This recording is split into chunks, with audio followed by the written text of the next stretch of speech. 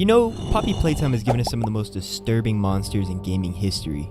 Huggy Wuggy, Mommy Longlegs, Catnap. But what if the most terrifying monster in the factory isn't one we see on screen? What if the most dangerous entity in Playtime Co. is actually you? That's right, what if our player character isn't just a former employee returning to find survivors, but the very architect behind the Hour of Joy? What if we were the one who set the prototype free and caused the slaughter of every employee in the factory? This would change everything we thought we knew about Poppy Playtime. Throughout the 4 chapters released so far, we've been piecing together what really happened at Playtime Co. The experiments, the children, the Hour of Joy, but there's always one question that never quite made sense.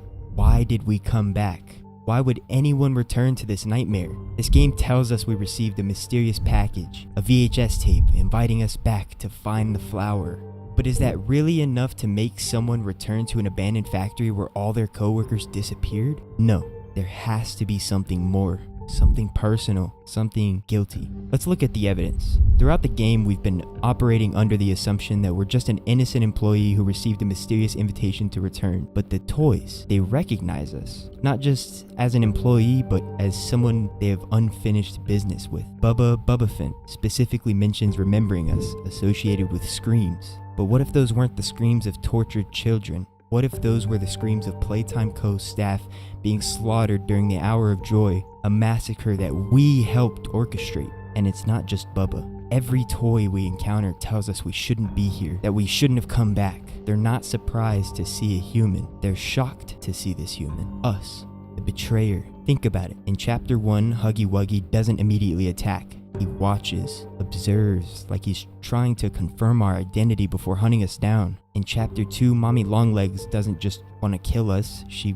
wants to punish us, make us play her twisted games first. The games aren't hunting us because we're an intruder, they're hunting us because we made a deal with the prototype and then abandoned them when the Hour of Joy actually happened. We set up the massacre and then didn't show up to witness it. And what does Ollie say to us in Chapter 3? You made your choice. That's a direct accusation about our involvement in setting up the Hour of Joy. I think our player character struck a deal with the prototype. We gave him the information or access needed to bypass security systems and escape. We helped coordinate the attack. We planted the seeds of destruction. But when the time came to witness our handiwork, we couldn't face what we'd done. And now, years later, we return, not to find survivors, not because we're curious, but because we need to atone for what we've done. This is why we keep pushing deeper into the factory despite all logic saying we should leave. In Chapter 4, when Dr. Sawyer confronts us, he asks us why we came back. He questions our motives because he was there when we made the deal with the prototype. He saw us betray the company, and now he can't understand why we'd return to the scene of our crime. But wait, you might be saying, if we were so important to the prototype's plans, why didn't he recognize us? Well, what if he does? What if all of this is a part of his game? The prototype helps us throughout our journey. He disguises himself as Ollie. He gives us directions. He unlocks pathways. Why would he do this for a random employee? He wouldn't.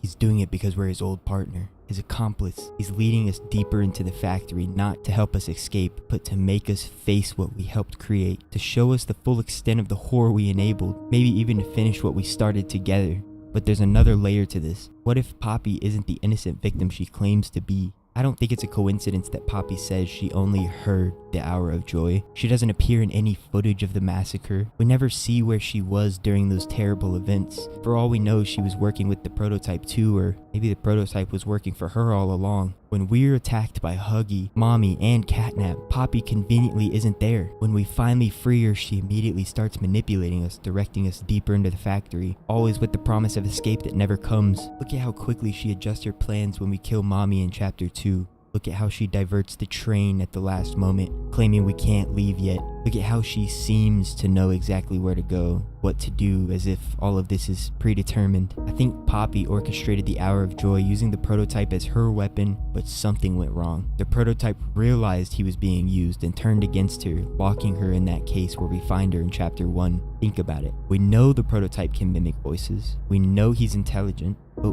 would he really have the authority to command all the toys to kill? Or would they more likely follow orders from the very first toy ever created at Playtime Co., Poppy herself? And now the three characters in this sick game are back together. The puppet master Poppy, the weapon prototype, and us, the enabler who set it all in motion and then ran away. This explains why the prototype is initially helping us. He wants to free Poppy so he could have his revenge on both of us. It explains why Poppy is so insistent on killing the prototype, not because he's evil, but because he knows her secret. Think about Kissy Missy too. We know she's passive, unwilling to hurt humans, but she participated in the Hour of Joy. Why? Because someone she trusted told her to, Poppy. Kissy follows Poppy devotedly through chapter 4, never questioning her motives. She's been manipulated just like we have. The safe haven in chapter 4 isn't just a literal safe place in the game, it's symbolic. It represents the lie Poppy has created, the false narrative that she's our ally against the prototype. But notice how quickly that haven is destroyed, how thoroughly the truth is buried. Even more telling is what happens in chapter 3. Poppy diverts the train, preventing our escape. She needs us to stay. Not to help her, but because she can't risk us telling the outside world what really happened. Let's look at all the red smoke too. Catnap can produce it naturally, but the factory had an entire gas production zone dedicated to mass producing it. Why? Because Poppy needed it. It's her weapon, her tool for controlling the other toys and maintaining her power. So as our player character ventures deeper into Poppy Playtime Co., we're not just solving puzzles and running from monsters. We're confronting our past, our sins, our complicity in creating this nightmare. Every toy we encounter, every monster that hunts us, they're not just random enemies. They're reflections of our guilt, manifestations of our betrayal. What about the children? The orphans experimented on to create the monster. Doughy in chapter 4 was made from 3 children fused together. Mommy Longlegs was once Mary Payne. Yarnaby was Quinn Davidson. Did we know about them too? Did we help select the children that would become monsters? Remember in chapter 3 when Poppy asked us how much we know about the experiments on the children. She's not just asking for information, she's testing us, trying to determine if we'll admit our role in it all. This explains so much about the game's structure, why we're constantly pushing forward instead of trying to escape, why we feel compelled to collect those VHS tapes that reveal the factory's secrets. We already know what they contain. We're just gathering evidence of our crimes. And the grab pack, that special backpack with the extendable hands, why do we know how to use it so?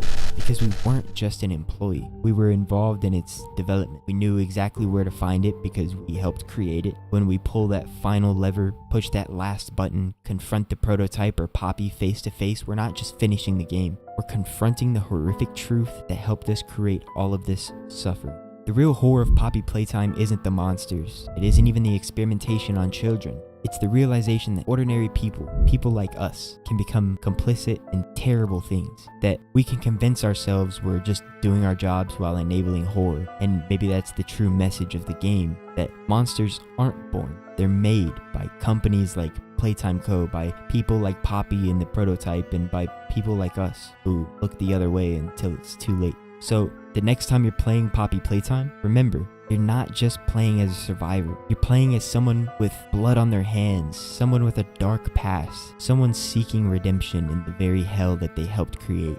But hey, that's just a theory. Do you think that the player is the real villain of Poppy Playtime? Or is this all a part of Poppy's manipulation? Did we help create the Hour of Joy, or are we truly an innocent caught in the crossfire? Let us know in the comments below. Don't forget to join our Discord, The Sanctum, for more theories like this.